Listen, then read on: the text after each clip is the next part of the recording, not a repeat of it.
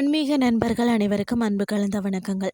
இன்றைக்கு நாங்கள் ஆன்மீகம் சம்பந்தமான பதிவில் பார்த்தீங்கன்னா, கோயம்புத்தூர் மாநகரின் முக்கிய பகுதியான ஓண்டிப்புத்தூரில் வீற்றிருந்து அருள் பாலிக்கும் அருள்மிக்க செங்கோண்ட அம்மன் திருக்கோயிலின் சிறப்புகளை பற்றி நாம் இன்றைக்கு பார்க்கலாம். சுமார் 100 ஆண்டுகளுக்கு முன்பே இங்குள்ள தல விருட்சத்தில் ஸ்ரீ கருட பெருமாள் சுயம்புவாக தோன்றியது தான் இந்த தலத்தின் பெரும் சிறப்பாகும்.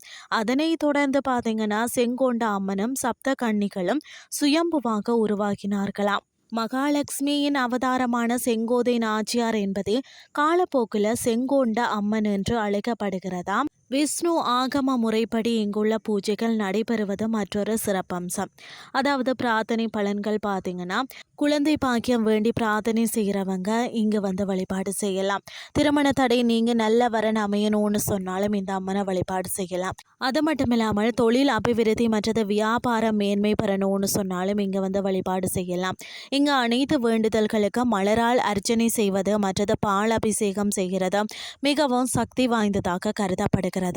முக்கிய திருவிழாக்கள் பார்த்தீங்கன்னா, மார்கழி மகா உற்சவம், மாசி மகம், புரட்டாசி சனிக்கிழமைகள் மற்றது வைகுண்ட ஏகாதசி போன்ற நாட்கள்ல கோயில்ல விழா கோலம் போல இருக்குமாம். கோயில் அமைந்துள்ள இடம் பார்த்தீங்கன்னா, அருள்மிகு செங்கோண்ட அம்மன் கோவில் பெரிய மாரியம்மன் கோவில் வீதியில கோயம்புத்தூர்ல தான் அமைந்திருக்கிறது. இன்றைய ஆன்மீகம் சார்ந்த பதிவு உங்களுக்கு வந்து பிரயோசனமாக அமைஞ்சிருக்கும்னு சொல்லி நானும் நம்புகிறேன். இதே மாதிரி மற்றொரு ஆன்மீகம் சார்ந்த பதிவோடு உங்களை சந்திக்கிறேன். நன்றி.